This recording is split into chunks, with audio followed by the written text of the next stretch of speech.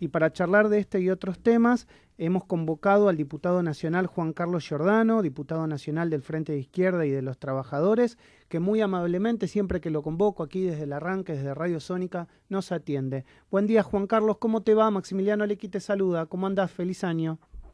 ¿Cómo anda, Maxi? Muy buenos días. ¿Qué dice usted? Bueno, gracias por atenderme, Juan Carlos. Con todo gusto, el agradecido soy yo. ¿Cuáles son tus reflexiones respecto a lo que dijo ayer el presidente de la Nación, las medidas que ha tomado? Que son parches, que son medidas completamente insuficientes, que son medidas que no están a la altura de las circunstancias para afrontar la segunda ola y la mayor cantidad de contagios, de lamentables muertes. Todos dicen esto, lo que se está viviendo todavía no es lo peor.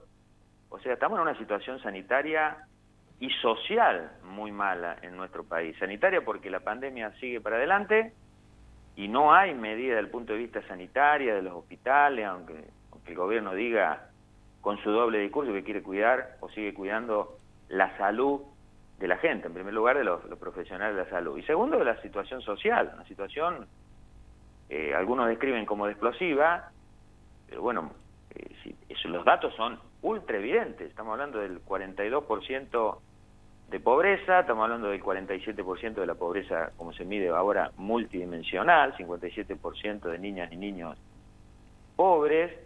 Creo que hoy sale el índice de la inflación de marzo. Que sí, más de 4%, ¿no? Se habla de 4,2, un número altísimo. Y bueno, imagínate, con 4%, el trimestre va a ser del 12% o más del 12%, eso está augurando una inflación del 48% anual, cuando las paritarias, la burocracia sindical de la CGT y la CTA la fomenta, y el gobierno, por supuesto, al 29, al 30, al 31% en cuotas. Entonces hay una situación de mucha desesperación y el gobierno se la pasa, digamos, de conferencia en conferencia de prensa, anunciando parches completamente insuficientes. Vos, por ejemplo, ayer hay aumento de las restricciones, ¿no es cierto? Lo más polémico lo podemos charlar, que son los docentes y las escuelas y demás. Pero vos, ¿escuchaste al presidente a anunciar alguna medida social? ¿Algún, aunque sean, como ellos dicen, alivio paliativo? Ahora sale esto de la asignación universal por hijo de 15.000 pesos.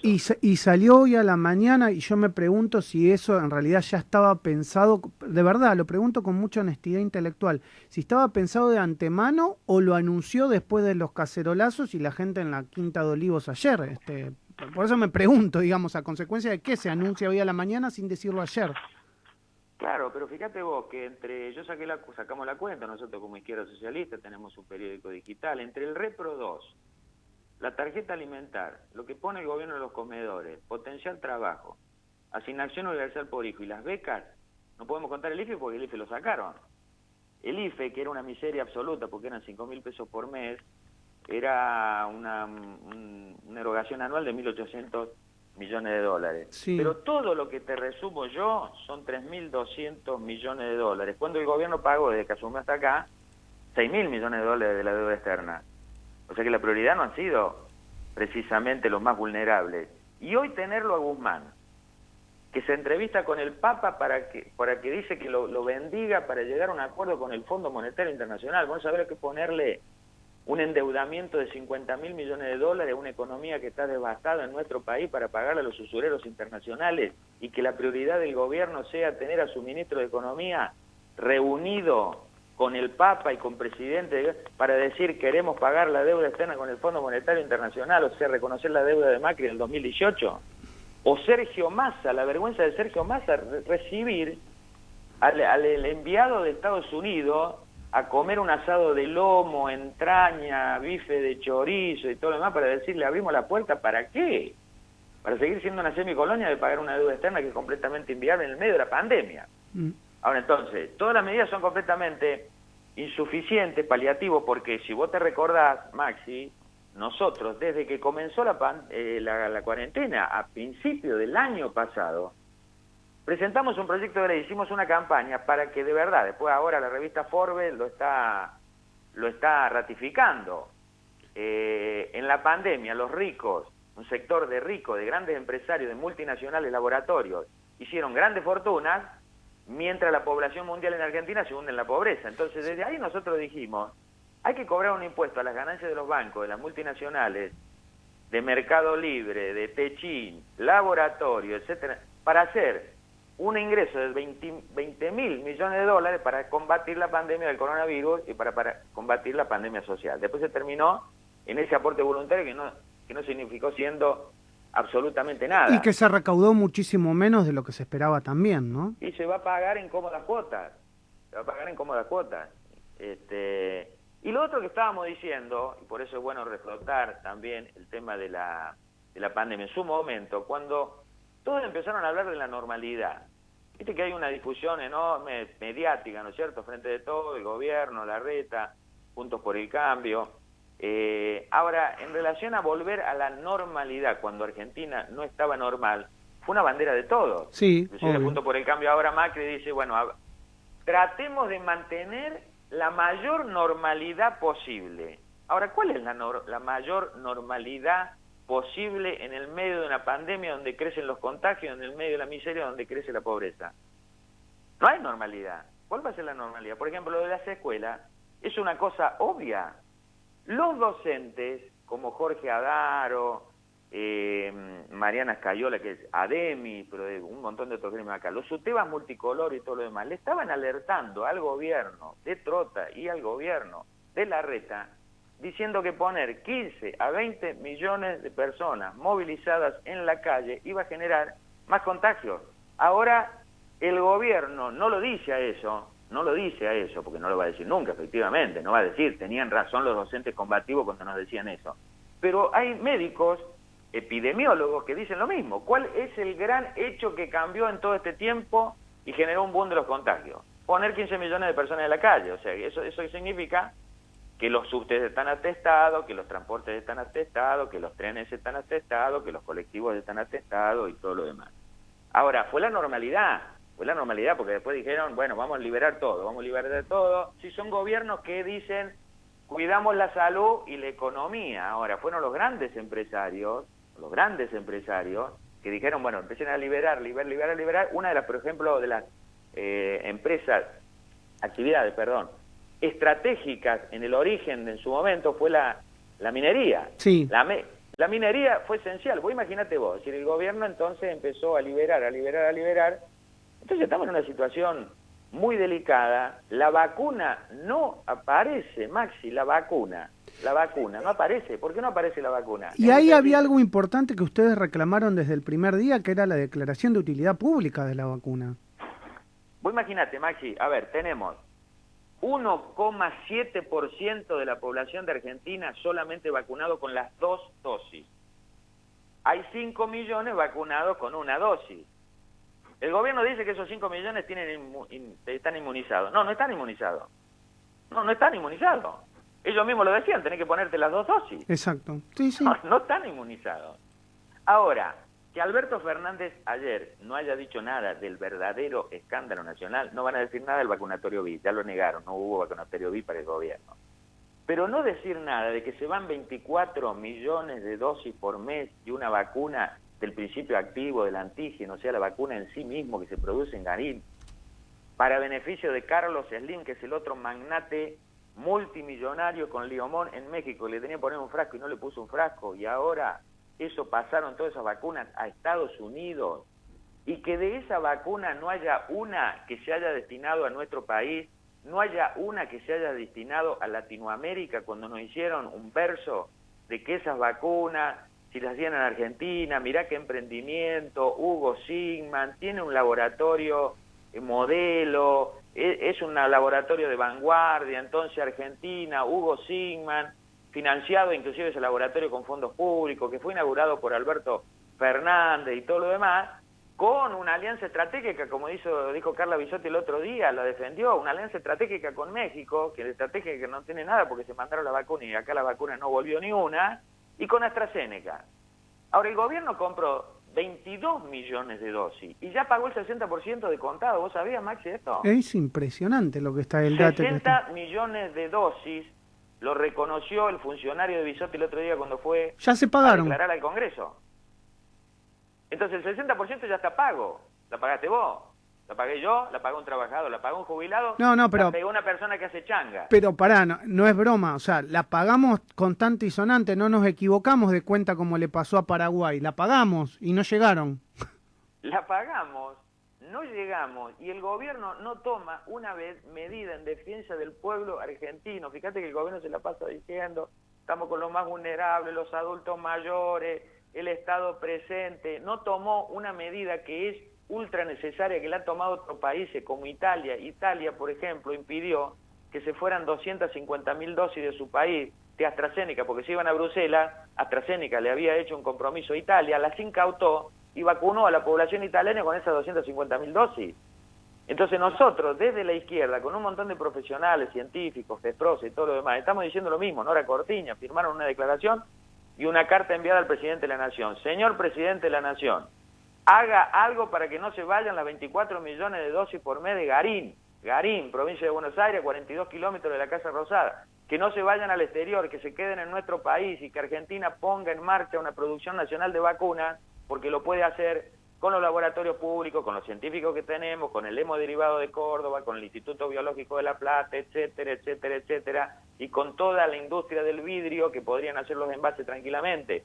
Eso lo dice la izquierda y lo dicen un montón de profesionales. Por ejemplo, el doctor Medardo Ávila Vázquez, que fue funcionario en la ciudad de Córdoba, dice que se tiene que incautar las vacunas de Garín. Claro, ellos son sanitaristas, ven los problemas todos los días, ven como ven millones de que se necesita la vacuna para frenar esta segunda ola de la pandemia y demás, y no morir en el intento, no morir como los adultos mayores que Semino está diciendo, viene el frío, se siguen muriendo, claro, se nos van a morir mucho más si no hay una vacunación, y se siguen yendo 24 millones de dosis de Garín, solo por proteger el negocio privado de Hugo Sigma, de Carlos Slim y AstraZeneca. Eso, el gobierno, ayer, ¿dijo algo? No, y quien no dice nada sobre eso, y ya es público el tema, porque fíjate que nosotros hemos hecho una campaña enorme, hemos ido a Garín a hacer un acto como Frente de Izquierda, ayer en el día de que se reunía la Organización Mundial de Comercio hicimos un gran acto, digamos, público para liberar la patente, y ahí también planteamos el tema. Cuando fue Carla Bisotti al Congreso, yo la interpelamos, le dijimos, ¿no va a hacer algo, señora ministra? Y no, bueno, vamos a ver, y qué sé yo, porque ya hay un incumplimiento de contrato. Vos imagínate, compraste 22 millones de dosis, pagaste el 60% de contado y no tenés ninguna dosis, cualquiera te dice, che, pero me estafaste. Y bueno, entonces, pero no puede entonces el gobierno dejar seguir adelante de que esas dosis se sigan yendo de nuestro país y sin tomar una medida en defensa propia, porque la vacuna en Argentina se está produciendo con el conocimiento científico, con el aporte del Estado, y no puede ser que ahora sea privatizada con un negocio enorme, privado, de Sigman y tantos otros. De manera que entonces, y te agrego otro dato más, sí. Hablando de los esenciales, el gobierno le está echando la culpa a la gente de todos los problemas, ¿eh? Yo acá tengo la frase, ¿cómo es? Hay un relajamiento del sistema de salud. No, eso cayó tan mal en los médicos, vos no sabes, yo tengo varios conocidos médicos, no saben lo mal que cayó. La verdad que es una frase que cayó muy mal, no sé si lo va a explicar después el presidente, la verdad que no lo sé, pero lo comentábamos esta mañana en la apertura del programa, creo que fue una equivocación muy grande política de esa frase del presidente. Vos sabés que es una equivocación, puede ser, pero es lo que piensan, Porque Carla Bisotti, repasá vos la conferencia de prensa, no esta, sino la de estos días, sino la anterior, dijo, el personal de salud está cansado. Yo la corregí, le dije, ¿cómo cansado? Está súper explotado. Pluriempleo, salario de miseria. Y dijo ella, se contagian cuando se cambian la ropa o toman mate.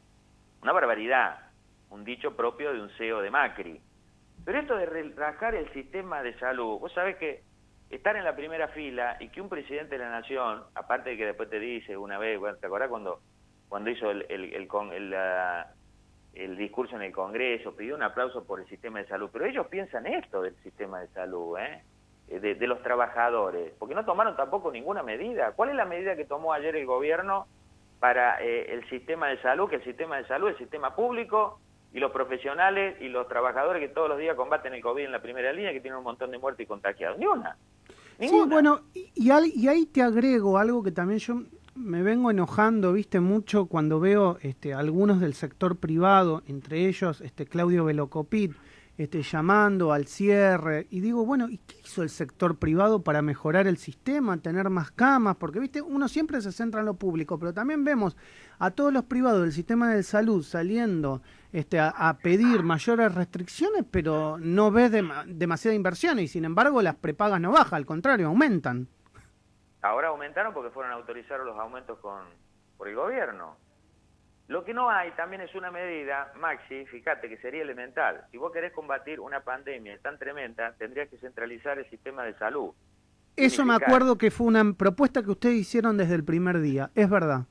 Claro, centralizar el sistema, lo hizo Irlanda. Irlanda tiene un gobierno conservador. Apenas empezó la pandemia en su momento, el año pasado, ya tomó esa medida, unificar el personal de salud, unificar todos los profesionales de salud, todos los sindicatos que están a favor, digamos, de defender la salud pública, unificar todas las camas, unificar todo el conocimiento científico, unificar toda la tecnología, y de un comando común del gobierno con todos los profesionales de la salud y aquellos que quieren defender la salud pública y combatir la pandemia de verdad, con todo, hacer un combate masivo en relación a eso, y no tener que vos decir, mira, voy a una prepaga, no me hicieron el hisopado, ¿y qué pasa? ¿Y a dónde vas a reclamar? Y no te hicieron el hisopado, y bueno, chao, vos sabés que hay un montón de esos casos.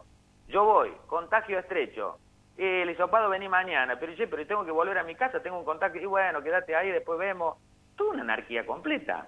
Centralización Juan Carlos, del sistema de salud no existió. Déjame cortarte un segundo porque quiero aprovecharte antes de terminar el programa, que es por una de las medidas que se anunció, que fue el cierre de las clases presenciales, si querés, y la vuelta a las clases virtuales. ¿Qué pensás al respecto? ¿Está bien? ¿Está mal? ¿Es una medida acertada?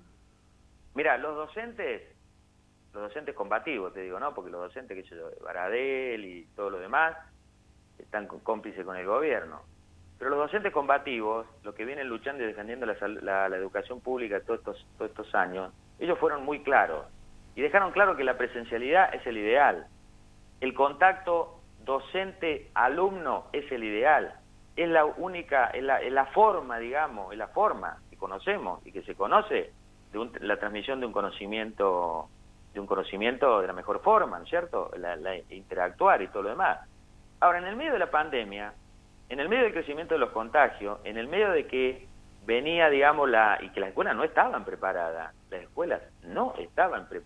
ellos alertaron, ojo, que si se pone en movimiento entre 12, 15 a 20 millones de personas, entre estudiantes, docentes, las familias, los auxiliares, los colectivos que lo tienen que llevar, ojo que te puede ser un aumento del pico. Y eso es lo que ocurrió. Obvio. Bueno. Eso es lo que ocurrió.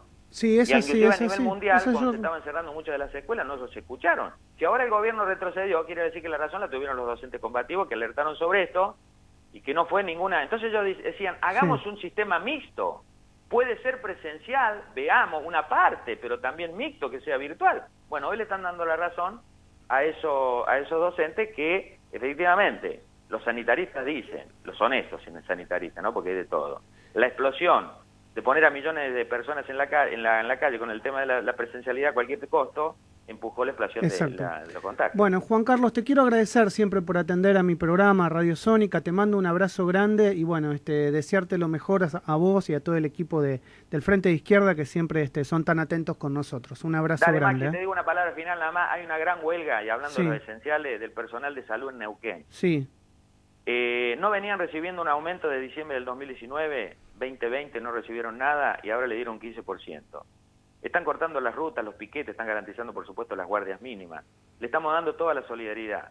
Ayer el presidente tampoco dijo nada de Neuquén. ¿Sabe por qué?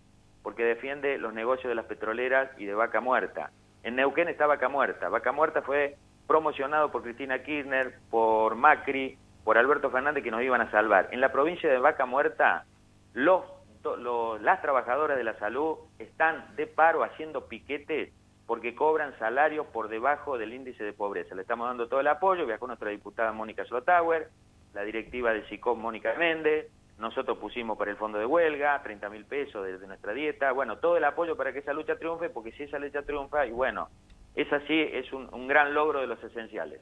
Un abrazo grande, gracias Juan Carlos. Maxi, muy buenos días. Un gran cariño. Bueno, estábamos charlando con el diputado nacional Juan Carlos Giordano del Frente de Izquierda y de los Trabajadores en la mañana de Radio Sónica.